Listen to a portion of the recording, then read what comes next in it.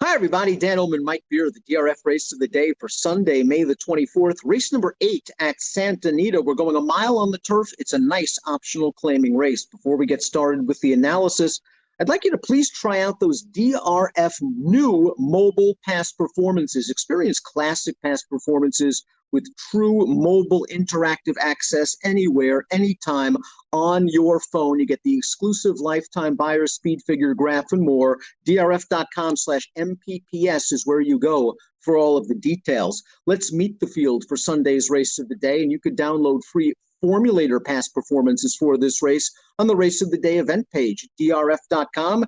Access them, handicap along with us. Doesn't seem to be a lot of pace signed on in this race, Mike, at least according to the Timeform US pace projector. We take a look at it in the 9 Dark Hedges, a horse that can be close to the pace. Well, he's expected to be out there to make the front, and I wouldn't be surprised if he's able to clear off and make the top and actually get a pretty easy lead. I can see him making the lead in this race too, Dan. We'll see if he can take advantage of it. The one horse that I struggled with about where he was going to be in the race was the one Madman, because I do feel like he's fast enough to be close to this pace if he has to be. And let's talk about Madman. This horse just won his debut at Santa Anita so easily, as making his belated debut as a 3-year-old on dirt. Then, unfortunately, he went to the sidelines for a long time. He probably needed his seasonal debut. They switched him to turf. They stretched him out. He ran well, just getting beat a nose. Let's watch that race right now.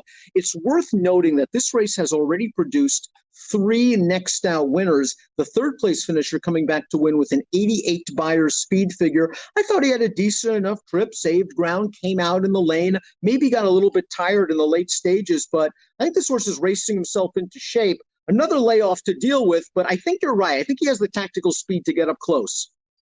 Yeah, I think he can get a good trip in here. We'll see what happens. It's also worth mentioning, Dan, that aside from the 3 next out winners, the horse that won the race, Sash, he came back and ran another fast race on dirt in his next start, but he earned a 91 buyer, finishing second in his next start. So that's a very live race. I'm struggling to figure out why I don't like this horse more in here for some reason, Dan. I mean, I know that he can win, and I know that he ran fine last time in his turf debut. There's something about him that makes me a little wary of him in here. Well, Southern King is the number 2, and this horse is a 2-time winner going out for trainer Peter Miller. Even performance behind Odysseus last time out. Odysseus is coming back to run, I believe, either on Friday or Saturday at Santa Anita, certainly after we tape this, so you could find out how that horse did. I thought this horse ran okay 3 starts back, going 1 mile and 1/8, but we remember him from New York when he was with Todd Pletcher, and he was only okay as a New York bred. That's true. I'll admit that I was a little bit of a fan of his in New York. He's a New York bred turf horse. I thought he's run some good races on the turf. As you mentioned, even his first start in Southern California wasn't bad at all. Last time, he didn't run great, but that wasn't the kind of race where you wanted to be closing either. The 1-2 finishers are both right up on the pace the entire way. I don't know. This horse is okay. If he can get some kind of pace to run into, I think he'll be a factor in this race. Cajun Treasure ran 1 big fig in his career. That was 2 starts back, going this distance over this course. It was an 88 buyer. Brice Blanc had him saving ground. The trip, I thought, worked out. He basically saved ground most of the way, eased out in the stretch, and eventually got up to be third. He did not do any running last time out at Del Mar. I think you could say, though, that was a tougher non-winners of one other than it produced 4 next out winners. The winner coming back to win a 2X with a 91, then a restricted stake with a 98, and something just must have happened to him that day. He's not that bad. He was basically beat at the 3/8 pole. Yeah, that was a much tougher race than this one. He has a layoff to overcome here. He's a new gelding for this. He is still a little bit of a one-hit wonder, though. He's got the 88 two back. His other races are all sort of in the same range, and they wouldn't make him that dangerous in here, I don't think. And talk about a long layoff. Move Over is next. Move Over is not raced in over a year. His claim was voided last time out, preceding the lengthy layoff. That was a race on the dirt. He's run some decent enough races on the turf. It's just, he's 1 for 10 at Santa Anita. He's had his chances and now has to deal with a layoff. I'd use him maybe underneath at most. Yeah, he's got back races that could make him a contender here, but he's just really tough to take off the layoff with the voided claim, all that stuff. There's a lot working against this horse. Irish Heat Wave returns to Southern California, this time under the tutelage of Doug O'Neill. This horse just missed in a 2X last time out with an 83 Beyer speed figure. I think he fits very well in this spot from a class standpoint. I think he has enough tactical speed to work out a trip. He's a Calbred Stakes winner on the turf, so there is some quality here. I wouldn't sleep too much on this horse. Yeah, I like him coming back to California, too. He is a Calbred, but I think he fits very well in an open company race like this. He does have some back races that would put him close.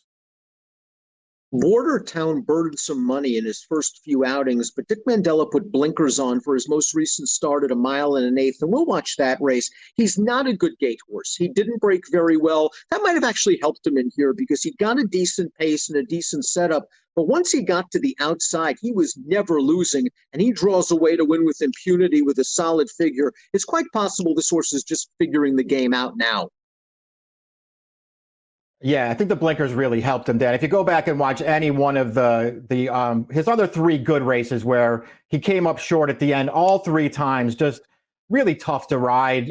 Wouldn't run in a straight line through the stretch. He cost himself more than once. The blinkers helped him last time. And listen, Flavien Prat, I mean, he didn't even ask this horse to go for a run until they got about midway on the turn. And once he set this horse down, he crushed that field. I think that was a huge step in the right direction. And if he does anything like that in this field, I think he's going to be really tough to beat. I'm surprised he's not the morning line favorite.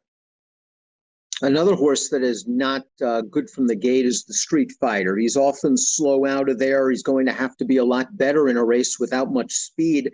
He was a surprise stakes placing, earned a surprise stakes placing 3 starts back in the Cal Dreaming. But I think the key to that race was Edwin Maldonado was very aggressive with him getting out of the gate and getting him into a good forward position. I'm not sure he's able to do that in this spot.